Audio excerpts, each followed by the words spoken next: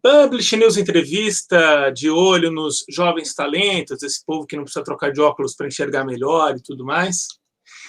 Hoje vai falar com o André Fonseca, da editora Citadel, um dos indicados para a premiação 2020 e 2021. O que eu vou, hein? André Fonseca, primeiro jovem talento dessa premiação 2020 e 2021 a participar aqui do Publish News Entrevista. Nós vamos entrevistar os 5. Obrigado por ter aceitado o convite. Obrigado, eu que agradeço, André. Eu que agradeço estar por aqui. O que é ser jovem para você? Pergunta difícil. Bom, eu costumo dizer que eu só sou jovem de corpo, mas que de alma eu sou velho. Claro que é uma brincadeira, mas eu acho que ser jovem está muito mais no espírito das pessoas, né? Tem muita gente com idade muito mais avançada que eu percebo que é muito mais jovem do que eu. Eu sou muito velho para algumas coisas. Então, acho que é isso. Acho que a jovialidade não está na idade. Para que coisas você é velho? Por exemplo, eu gosto de ficar em casa. Isso é uma coisa que eu gosto de fazer. Apesar de eu ser muito ativo, fazer coisa fora e tudo mais, quando eu posso, eu gosto de ficar em casa. Eu gosto de sossego. Eu não gosto de coisa que me dá muito trabalho, muita dor de cabeça. Eu prefiro ficar em casa, então para isso eu sou um pouco velho. Até a minha esposa comenta isso comigo, que ela fala, nossa, você é a pessoa de 30 anos mais velha que eu conheço. André, como é que você recebeu a indicação? Foram 38 indicados e daí 5 estão nessa fase final.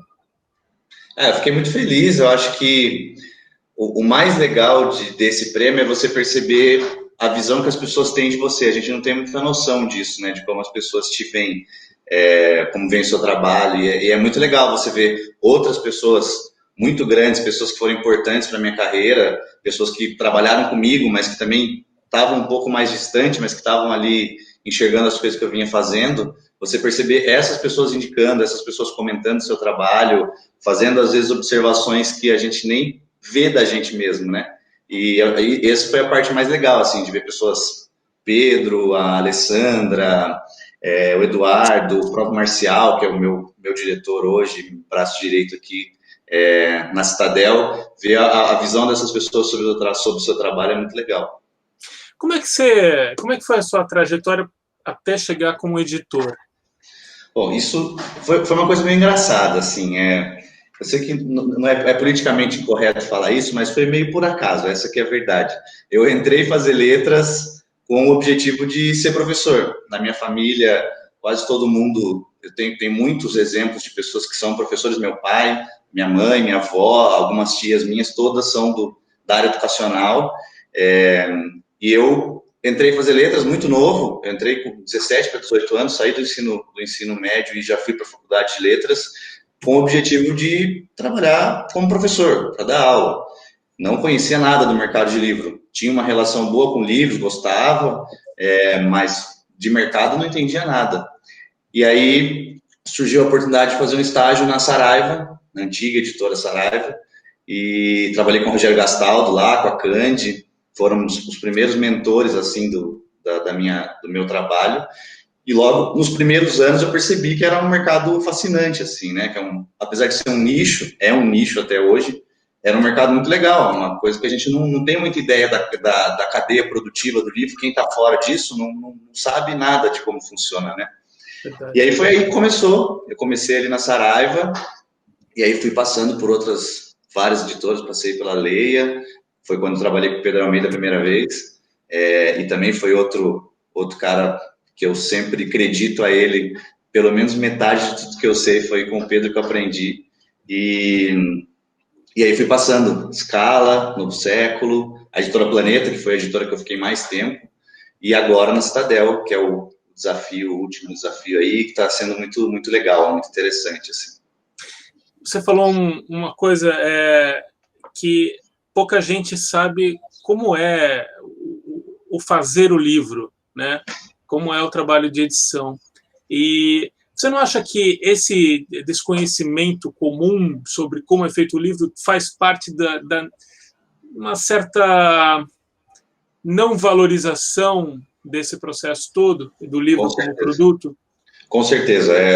Eu acho que o desinteresse, eu não sei se é essa a palavra exata, mas essa atmosfera de desinteresse pelo livro, com certeza passa pelo desconhecimento de como funciona a cadeia, de como é o mercado, de quantas pessoas emprega, enfim, de tudo como funciona. As pessoas têm uma visão muito romântica ainda de como é produzido um livro, né? As pessoas acham que manda o livro para o editor, ele vai escolher meu livro e eu vou ficar rico amanhã sendo autor de livros e não vou ter que trabalhar nunca mais. Essa é a visão romântica das pessoas de livro, né? E as pessoas, até hoje, eu costumo brincar com isso, faz 10 anos que eu trabalho com livro, tem muita gente muito próxima, inclusive da minha família, que até hoje não sabe explicar bem o que eu faço.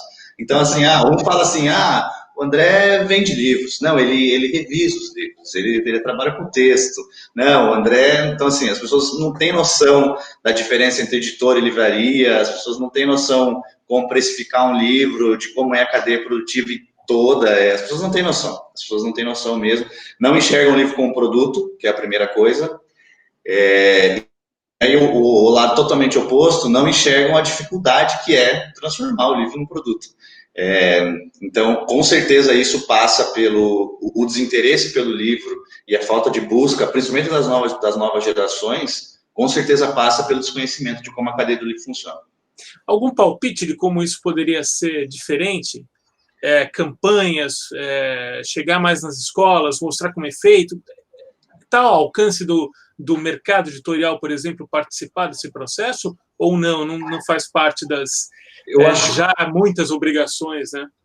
Eu acho assim, eu acho que é uma briga muito desigual, porque se a gente colocar essa responsabilidade só nas costas de quem trabalha no mercado do livro, nós somos muito poucos em relação ao tanto de gente que a gente deveria ensinar isso, né? Mostrar como funciona. Então, é uma grandeza que não dá para a gente comparar. Para cada um profissional do livro, a gente ia ter que mostrar isso para milhões de pessoas, milhões de brasileiros. Isso falando só de Brasil. Então, eu acho que, como você disse, é um peso grande demais para colocar só nas costas de quem trabalha dentro do mercado. Acho que sim, o primeiro responsável somos nós. Quem está na cadeia tem que valorizar o livro, acima de tudo, tem que mostrar para as pessoas próximas a importância do livro e por que comprar o livro é tão importante, porque a pirataria não deve ser incentivada em nenhuma atmosfera, mas falando aqui do livro, né, especificamente. Mas se você disse aí, eu acho que esse caminho tem que estar muito mais dentro da área educacional, num segundo passo, né, tem que estar também dentro da área educacional. Então, isso tem que passar por dentro das escolas, tem que passar por dentro das casas, as pessoas têm que ser incentivadas. Eu costumo dizer que o meu principal incentivo de leitura foi na minha casa, foi meu pai. Meu pai era um ávido leitor e eu acostumei a ter livro em casa. Comprar livro, ir para a livraria era uma coisa comum. Então, eu acho que isso é o que falta principalmente. E isso não dá para a gente responsabilizar só o profissional do livro. É claro que dentro da minha casa eu incentivo a minha filha a ler, ela tem uma vivência com o livro, porque está vendo o pai fazer isso todo dia. Mas, assim como eu vi o meu pai. Mas não é todo mundo que tem essa vivência. Então, eu acho que é um trabalho ainda mais complexo do que a gente dizer que é só uma responsabilidade de quem está no mercado, porque é isso, são grandezas incomparáveis, assim.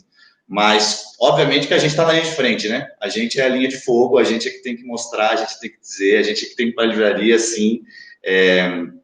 Mas é uma coisa mais complexa, é um movimento muito complexo. Quero falar mais sobre esse do teu trabalho como editor em várias casas importantes editoriais aqui do Brasil, mas antes eu queria ficar um pouco mais aí nessa Sorocaba, de seu pai leitor, dessa sua mãe também professora. Como é que era a sua casa, como é que era esse acesso aos livros, como é que era a vida deles? Você deve ter visto os dois trabalhando muito sempre, né? Foi. Os meus pais sempre trabalharam na área educacional, né? Então, meu pai é professor de história e quando eu era muito criança ele ainda trabalhava no banco, mas foi um período ali que ele não se identificava com o trabalho e tal, e desde então, desde que eu lembro, isso com 2 ou 3 anos, meu pai passou a ser professor, trabalhar como professor de história, e desde então foi o que eu vi ele se desenvolver. Eu costumo dizer que se eu estou aqui, se eu gosto de livros, se eu trabalho com livros, se eu faço isso, esse crédito tem que ser para meu pai, ele sempre foi o incentivador maior de leitura para mim e para meu irmão. E, como eu te disse, isso era um movimento normal na minha casa, assim, não era uma coisa absurda. Acho que a gente, quando é criança, não tem nem dimensão do que era isso, né? Então, assim, eu tive acesso a leituras que depois, quando eu cheguei na faculdade, eram leituras obrigatórias e eu tinha lido com 8 anos, com 9 anos, mas, assim, sem essa pretensão, entende? Sem essa obrigação de ser uma leitura que eu precisava ter, e até mesmo com essa idade a gente não tem ainda maturidade para entender tudo aquilo que o livro podia me dar. E aí você lê o livro de novo com 25 anos depois, com 22 anos, e percebe tanto de coisa que aquele livro te ensina de novo. Mas era um caminho comum, assim, não era uma coisa obrigatória, meu pai não obrigava a gente a ler, apesar de a nossa formação, a nossa criação ter sido relativamente mais rígida, acho que isso acontecia nas nossas gerações, né, dos anos 80, 90, eu já nasci em 90, meu irmão também. Eu acho que para nós era um movimento comum, e mais do que esse incentivo que meu pai dava para nós, era o próprio exemplo dele. Meu pai era um cara que lia, então, assim, a gente achava legal ler também, igual o pai fazia, sabe?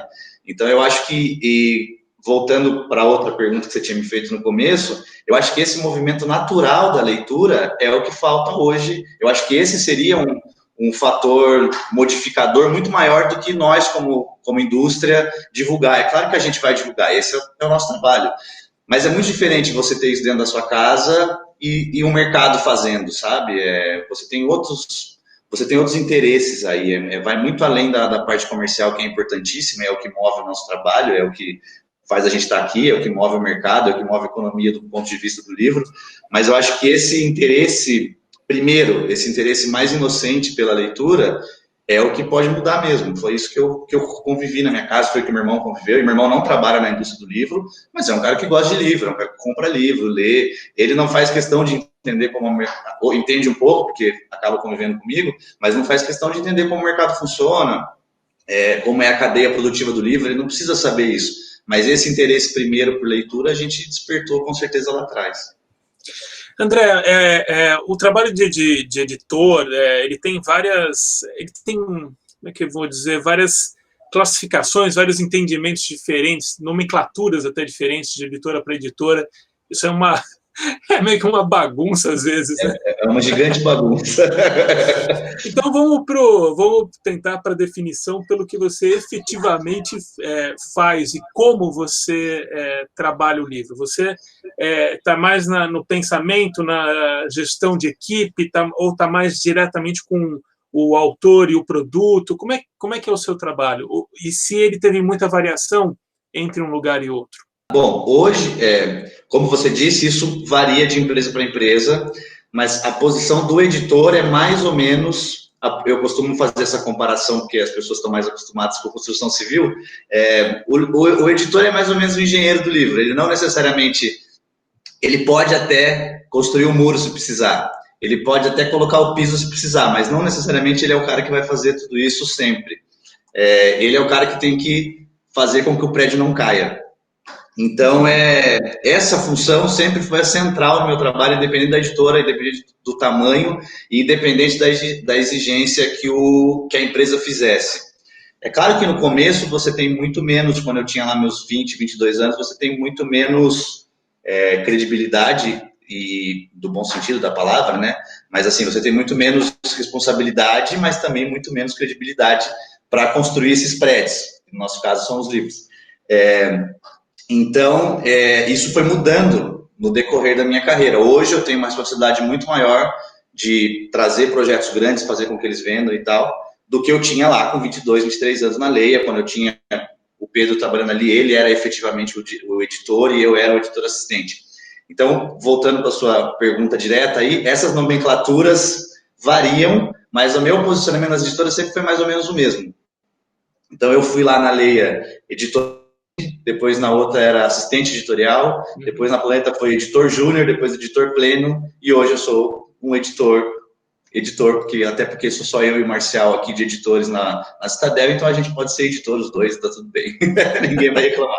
Mas assim, o que eu sempre defendi, voltando ali para a metáfora da construção civil, é que o editor tem que ser o responsável para manter o prédio de pé, mas ele tem que ter sim uma visão comercial do livro. Não adianta nada a gente editar para nós mesmos, né? Eu nunca, sempre aprendi que a gente não deve fazer um livro do que me interessa. Eu não tenho que fazer o livro que eu leio. É claro que às vezes isso vai convergir, às vezes vai dar certo. Você vai ter um livro que você gosta, que é uma área que você conhece, e aí facilita muito. Então, por exemplo, eu tive uma relação ali num período com publicação de alguns livros de música, e não necessariamente de livros voltados para a área da música, mas de músicos, né? Então, biografia de alguns músicos que eu acabei trabalhando e tal. E era uma área que eu conhecia, que me agradava, mas às vezes não deu certo. Trabalhei com livro de moda e eu não entendia nada disso. Então, é essa relação que as pessoas não entendem muito o trabalho do editor, sabe? E, de novo, algumas vezes você vai dar certo, você vai conseguir publicar umas coisas que você entende bem. Então, mas não vai ser sempre. Não vai ser sempre, cara. Então, eu costumo dizer que, cara, eu vou publicar de tudo desde que eu acredite que vai vender ou vai interessar para alguém. Então, se tem alguém disposto a comprar e consumir aquele produto ali, a gente tem que fazer. Nosso trabalho é fazer livro, é fazer os prédios. Independente se você vai morar nele ou não. Se for morar aqui. Você mora, na verdade, você mora. Em cada livro que você faz, você tem que morar nele. Você acaba passando por ele. É isso que eu falo. É uma relação muito... Essa é a parte fascinante do nosso livro, do nosso trabalho com o livro, né? Por que o livro... Eu costumo dizer assim, que o livro é produto, mas ele não é qualquer produto. Então, assim, o livro, do ponto de vista mercadológico, o livro, esse copo, esse celular, esse controle ou o prédio que a gente falou, são produtos, cada um com seu preço, cada um com a sua precificação e tal. Mas o livro tem esse lado fascinante da produção de conteúdo dele, de você emergir naquilo ali, né? De você estar dentro daquele processo e entender. Então, eu não entendi nada de moda, mas quando eu fui publicar livros de moda, alguma coisa eu tive que saber, porque senão eu não tinha como fazer o livro, né? Então, assim, eu não sou um negociador nato, mas quando eu fui lançar um livro de negociação, eu tive que saber um pouco de negociação. Eu lancei livros de paternidade quando eu nem era pai, não sabia nada. E isso me ajudou quando eu fui pai depois. Então, essa é a parte legal do livro, né? Você acaba, como você disse, a gente mora um pouquinho dentro de cada livro. E claro que você não vai virar especialista em todos eles. O editor, eu costumo também dizer, e claro que é uma sacanagem, mas eu costumo dizer que o editor é especialista de nada, porque a gente publica tudo e, no fim, a gente não sabe nada. Mas você acaba morando dentro um pouquinho de cada livro. Você acaba aprendendo um pouquinho de cada coisa que você faz, né? Então, essa é a parte fascinante do livro. Você falou que deixou claro assim, que a relação com o Pedro Almeida na Leia foi de grande aprendizado, principalmente. Teve algum livro depois, de repente na Planeta, o selo Academia, né, que você cuidou mais proximamente, mais intensamente, teve algum livro que foi um turning point, assim, que foi uma virada importante assim, para você? Teve. O primeiro livro da Monja Cohen. Eu tive, desde na minha infância, como eu falei, né, na minha criação e tal, a gente tinha uma relação muito próxima com a igreja, por conta da família e tal, e eu acabei que, normalmente nas editoras, as pessoas você não tem muitas, hoje no Brasil é diferente, né, porque quando você fala a pessoa não tem religiosidade, todo mundo tem alguma, essa que é a verdade, né, mas assim, eu tinha uma relação próxima com esse tipo de área, por conta da minha família também, ter esse tipo de formação, de raiz, né, religiosa. A minha família especificamente protestante, mas acaba que, como você tem a família muito próxima disso, você acaba aprendendo de todas as outras. Então, por exemplo, meu pai era amigo dos padres das cidades em que a gente morava, eu conheço o padre de Sorocaba e tal, então tinha uma relação, para mim era uma coisa mais familiar, entende? Uhum. E eu acabei, tanto na Leia, que a gente publicou alguns livros de padre, principalmente, e depois na Novo Século também, onde eu cuidei especificamente de um dos selos, que era voltado para temas religiosos, eu acabei convivendo muito com esses autores e transitando nessas áreas aí. E lançar o livro da Monja, a Monja foi a primeira experiência com uma religião que eu tinha tido pouco contato até ali. Eu tinha 24 anos e nunca tinha conhecido alguém budista. E foi uma relação interessante, assim, porque mais do que o ponto de vista religioso, claro, conhecer ela como pessoa e entender como os livros de religião podiam afetar diferentes pessoas, independente da religião delas. Essa era a parte mais legal, né? era transformar os livros de religião em desenvolvimento pessoal. Foi uma coisa que eu sempre defendi também. Então, assim, não adianta nada eu fazer livro de evangélico só para evangélico, livro de católico só para católico, livro de budista só para budista. Isso eu nunca defendi. Eu sempre achei que os livros tinham que ter um interesse comum e tinham que se transformar em livro de desenvolvimento pessoal, ou autoajuda, ou psicologia aplicada, ou como você quiser chamar. Mas o livro tinha que trazer alguma coisa para além da denominação dos autores. E com a Monja foi onde eu consegui fazer isso do jeito que eu queria, sabe?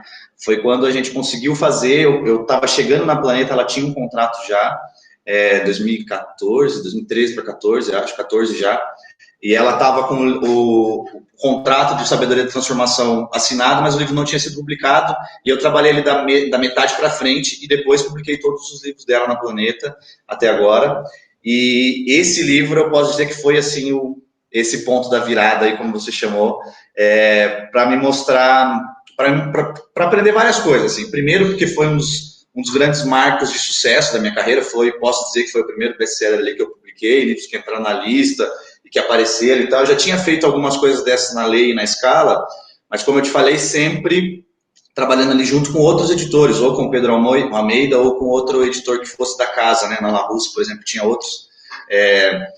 Então, o projeto que eu senti que era um projeto meu mesmo, sabe? Aquele projeto que você fala assim, ó, esse aqui foi eu que publiquei, eu que pensei, eu que fiz e deu certo.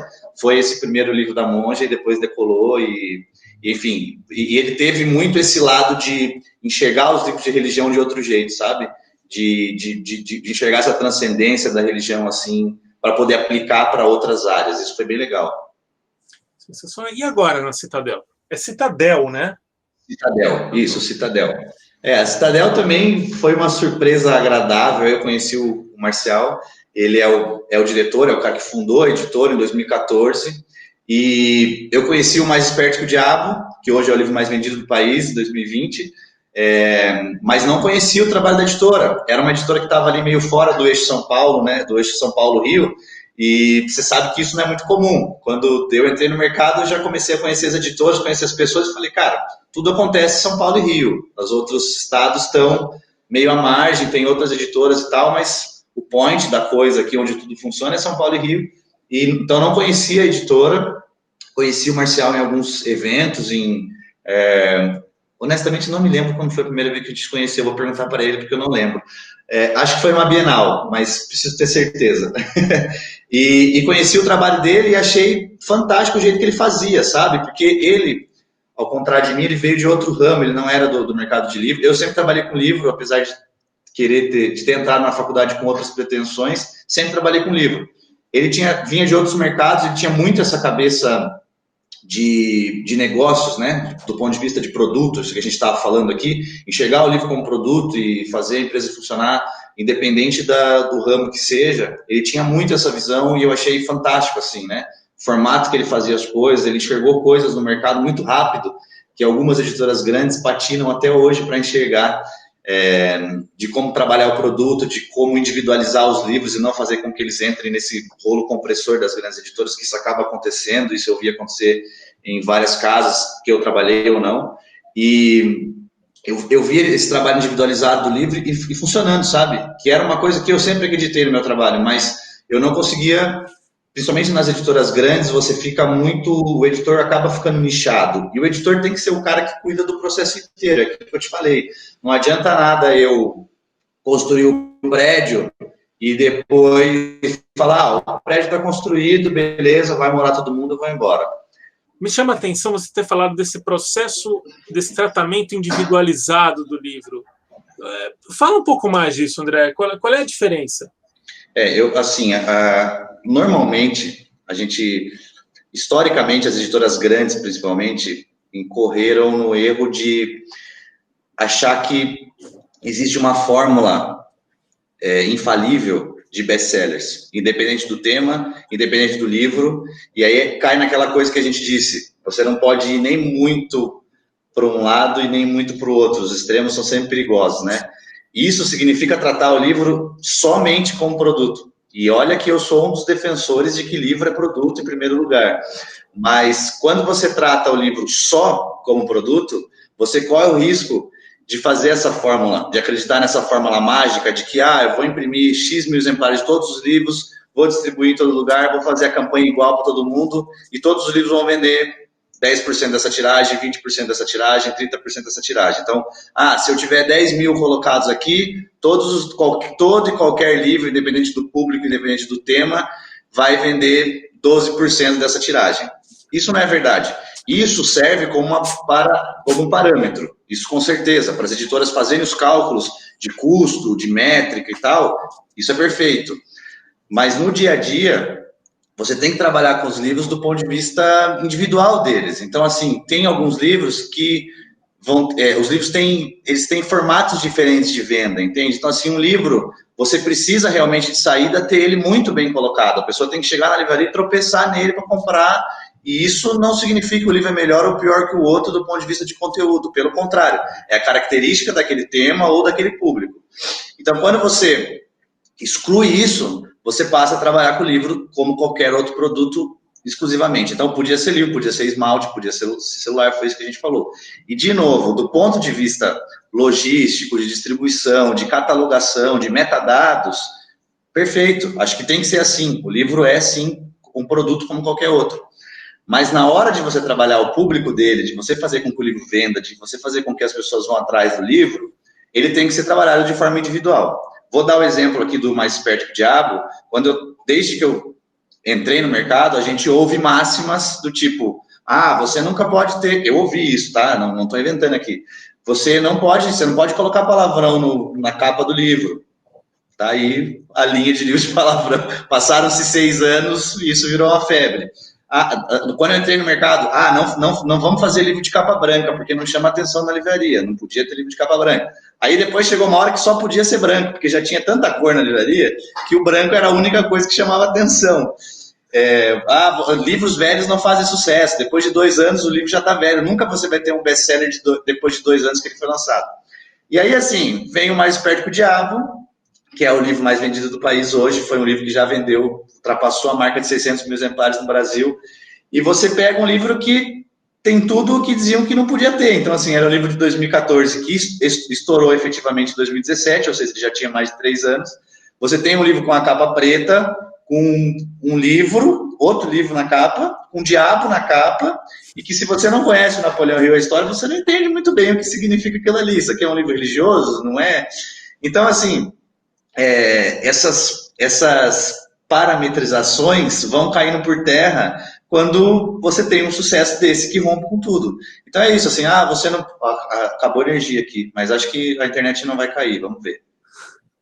Não, manteve. Pois é, que loucura, desligou o ar, vou morrer cozido. Você falou do diabo na capa, olha aí. Cara, é verdade. É verdade. Então, e aí é isso que significa, porque se você acredita piamente nessas parametrizações, nesses parâmetros aí do mercado, você nunca publicaria o Mais Esperto que o Diabo, entende?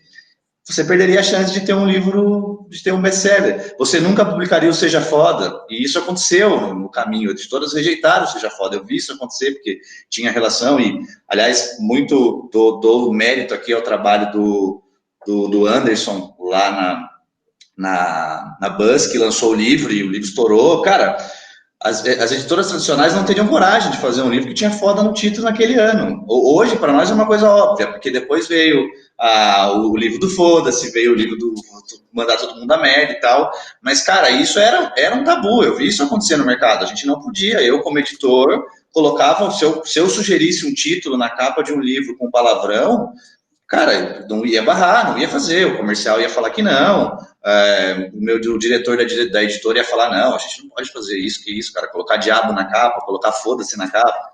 Então, assim, é isso que eu chamo de trabalhar o livro do ponto de vista individual, entendeu? Ninguém parou para olhar quem era o Caio Carneiro naquela época e falar, cara, o público dele pode consumir um livro que tem o foda na capa. Ninguém parou para olhar quem era o Napoleão Hill, que trabalho o livro tinha feito nos Estados Unidos, quem era o cara, qual era o público que comprava, quem é que tinha que divulgar aquele livro para ele funcionar, e que no fim das contas o diabo na capa era o que menos importava, entendeu? Então, é isso que eu digo, assim, que é o trabalho individual de cada livro. Você tem que enxergar esses potenciais de cada livro e saber quem é que vai comprar ele. De novo, não dá para você publicar para você mesmo ou para a editora que você trabalha. É claro que as instituições, quanto maiores elas são, elas têm um peso e têm uma credibilidade, e você tem que respeitar como profissional, independente da área que você atue, né? Seja editor, seja comercial, qualquer coisa. Se você tem ali regras básicas dentro de uma corporação, você vai respeitá-las.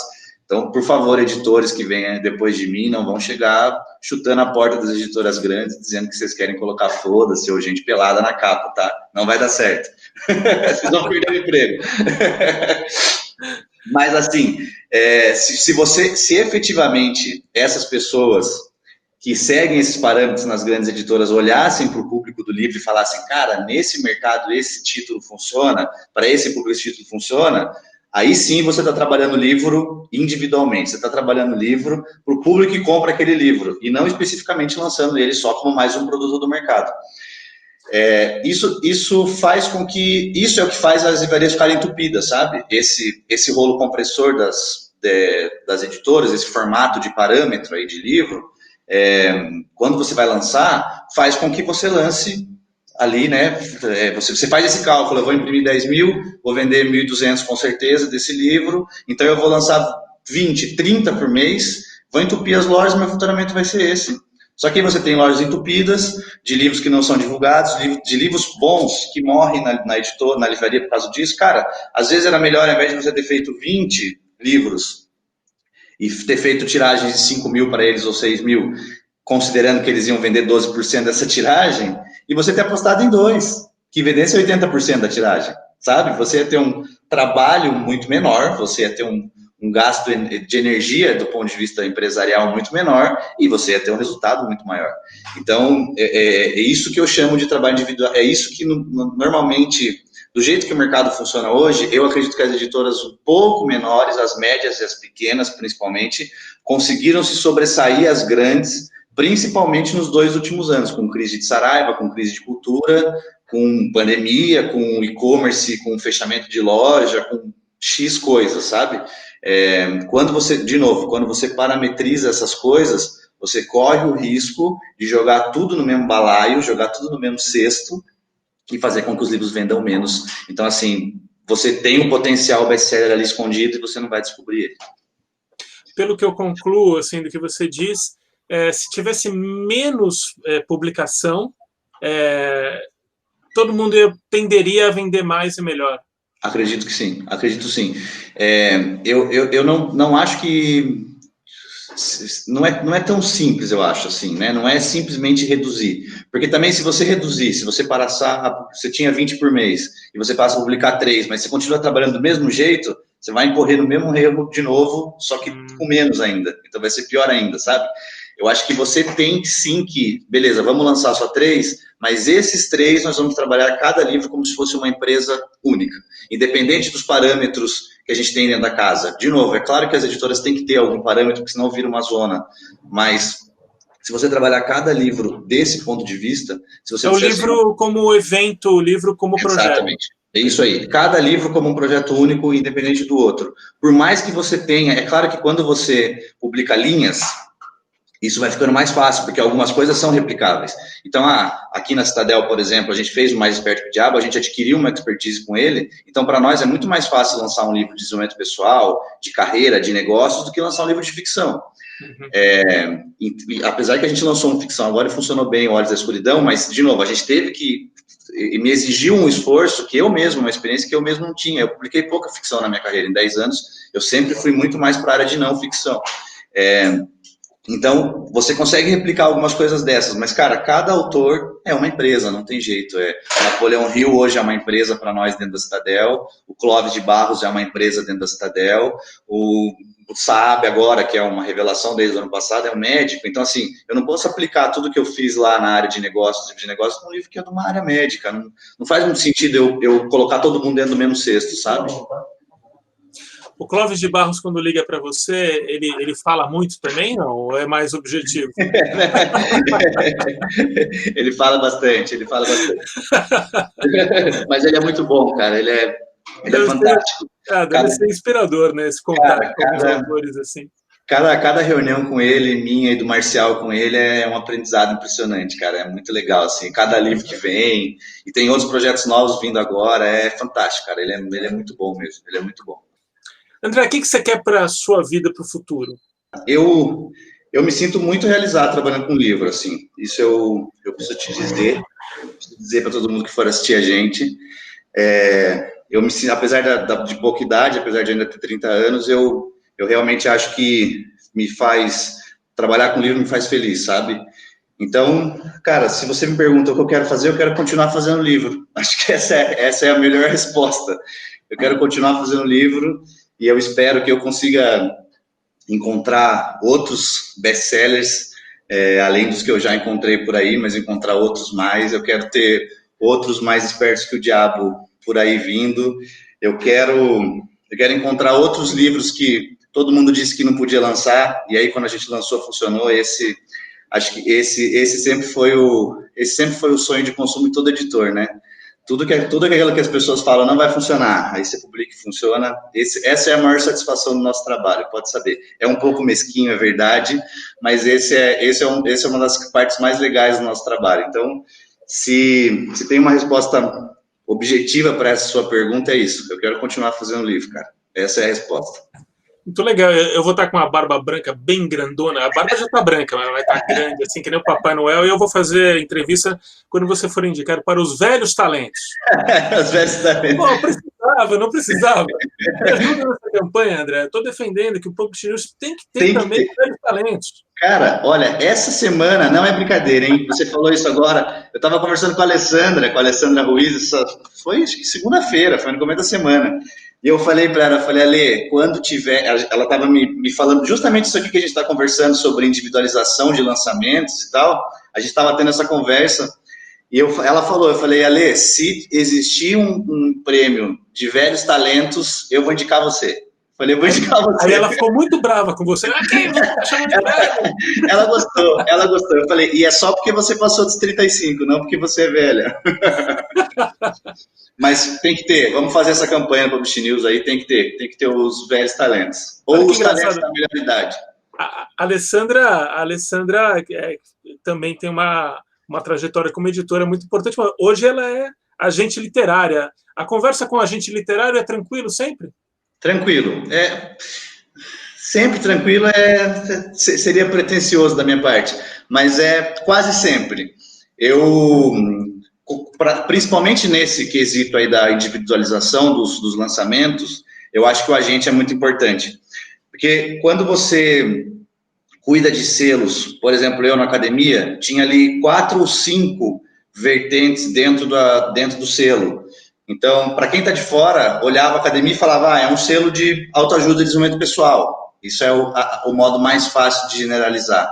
Mas ali dentro eu tinha livros espíritas, livros evangélicos, livros católicos, livros de paternidade, como foi o livro do Marcos Mion e alguns outros que a gente publicou ali. Alguns livros de negócios que depois desmembraram para o Planeta Estratégia, mas eram livros de negócios aplicados para o desenvolvimento pessoal e tal, mas eram livros de negócios. Então, assim, só aqui eu citei para você rapidamente 5 linhas que estão dentro de um selo. Como é que um editor, com todas as tarefas que a gente tem dentro do grupo, com cuidado com os autores, com leitura dos livros, com análise de originais que chegam, e não estou falando desses, né, dessa visão romântica que eu falei no começo, que as pessoas entregam lá e vão ficar famosas, mas, assim, todo o material que a gente recebe internacional, das listas de mais vendidos de outros países, enfim, tudo isso que a gente tem que estar antenado, como é que você acompanha 5 mercados de maneira eficaz e atende às necessidades que os autores têm e os cuidados para poder trabalhar desse jeito que eu te falei, individual. Isso dá muito mais trabalho, essa é a verdade. É muito mais fácil você dizer e falar, vou imprimir 10 mil de todos, independente do tema, vou colocar na livraria, 12% vai vender, eu faço o cálculo aqui de quanto é o lucro líquido disso, tá beleza. Esse é o trabalho mais fácil. O difícil é você acompanhar o autor, saber os eventos em que ele vai estar, se desdobrar para poder atender e fazer com que o livro venda mais e atenda nesses públicos. Então, nesse momento, o papel do agente literário é muito importante. Em 2 momentos principais. Nesse acompanhamento dos autores que já foram lançados. Então, ele é uma ponte muito boa entre editor e autor. E segundo, para olhar para aquilo que vem na frente. Então, assim, beleza, a academia já lançava livros de espiritualidade geral. Já lança monja, já lançava o Papa, já lançava o Mion e tal. Mas quem é a nova monja? Quem é o novo Papa? Quem é o novo cara de paternidade? Quem é o novo pai que está se destacando na internet? Esse trabalho é exclusivamente do editor. O editor tem que ser o cara que olha isso. Mas como é que humanamente a gente olha bem isso em 5 linhas dessas dentro da academia, sabe? E aí o agente literário é um cara que te ajuda muito, porque ele te manda mastigado algumas áreas dessas. Então, se você tem a história meu pai contava essa história quando eu era criança e eu sempre gosto de usar ela para os agentes literários. A história do menino que chega na praia a primeira vez, ele olha para o mar e ele não consegue ver tudo, e ele olha para o pai dele e fala: pai, me ajuda a olhar, porque ele não consegue ver. E aí... Só para dar o crédito, esse é o livro dos abraços, do Eduardo Galeano. Exatamente. Meu pai fala essa frase para mim desde que eu tenho 2 anos, 3 anos. Maravilhoso isso. Exatamente. E é exatamente esse trabalho que o agente literário faz. Ele me ajuda a olhar, porque o trabalho do editor, acima de tudo, é olhar, é saber o que está rolando, entendeu? Eu tenho que saber o que está rolando, eu tenho que saber o que o público católico está querendo naquele momento para poder lançar para ele, o que o público espírita está querendo naquele momento para lançar para ele. Então, só que, cara, chega uma hora que é impossível humanamente você enxergar tudo. A gente tem que ser humilde e dizer, cara, eu não consigo ver tudo, eu não consigo olhar o mar e ver tudo. Então, se você tem os agentes olhando junto com você, isso é fantástico. E isso eu estou falando assim, quando a gente fala de livro, a gente não tem limite. Então, eu estou falando do mercado do americano, que é o que está mais próximo da gente, né? Então, o mercado americano é muito próximo das coisas que publicam e tal, de livros de mais vendidos. Você pega a lista de mais vendidos americana, tirando os autores nacionais, ela é muito próxima com a nossa e tal. Mas, cara, e outras listas de outros países que podem funcionar aqui, sabe? Que a gente não está olhando. Qual é a lista de mais vendidos de Portugal? Qual é a lista inglesa? Qual é a lista... E, de novo, esses mercados são os mais óbvios, mas, cara, você tem livro na Tailândia vendendo que podia funcionar aqui, entendeu? E cara, aí você me diz assim, o editor brasileiro é preconceituoso porque não publica. Cara, pode ter, porque preconceito você tem em tudo. Mas, honestamente, cara, eu acho que é muito mais raso do que isso. É assim, porque é impossível a gente olhar tudo. É só isso, cara. Eu não publico da Tailândia porque dos Estados Unidos está mais fácil de olhar, entendeu? Já funcionou, é menos risco. Agora, se você tem agentes olhando isso para você, aí te ajuda muito, cara, te ajuda muito. Então, eu sempre tive essa relação boa com os agentes. Posso citar alguns aqui, a Alessandra, o Guto, que foi o que me ajudou muito, principalmente com os católicos, a Renata, do Mercado Espírita, enfim, tiveram vários aí, cara, claro, e aí os clássicos, né, Riff, a Dona Karen, aliás, memória da Dona Karen aqui, que foi também, eu tive a oportunidade de conhecer a Dona Karen lá atrás, quando eu tinha 19 anos, na Saraiva ainda, e nunca esqueço da salinha dela, a primeira vez que eu entrei lá, olhei para ela falou assim, quantos anos você tem? Eu falei, 19. Ela falou, começou cedo, hein? Coitado. Ela só falou isso. Essa foi a primeira frase da Dona Karen para mim. E, cara, eu acho que eu enxergo assim, do jeito mais simples, de novo, o agente é o cara que te ajuda a olhar. É isso. Esse é o trabalho dele. Eu também posso transportar essa história para o seu próprio pai, e você olhando o mar como esse mar, esse oceano da literatura em todos os gêneros, não ficção, ficção, esse marzão todo. E seu pai, no fundo, você deixou claro que ele te ajudou a olhar, deve ajudar até hoje a olhar tudo isso. Com certeza, com certeza. Se tem alguém, eu até me emociono falando isso, mas tem alguém que é responsável por isso, é meu pai, cara. O nome dele qual é? Valdomiro. Muito bom. André, muito obrigado. Um prazerzão, baita aula que você deu para a gente aí. Isso, eu que agradeço. Eu que aprendo com vocês todo dia. Obrigado, André. Obrigado pela oportunidade. Valeu. Boa sorte, né? Como diria a Dona Karen, né? Começou cedo, coitado.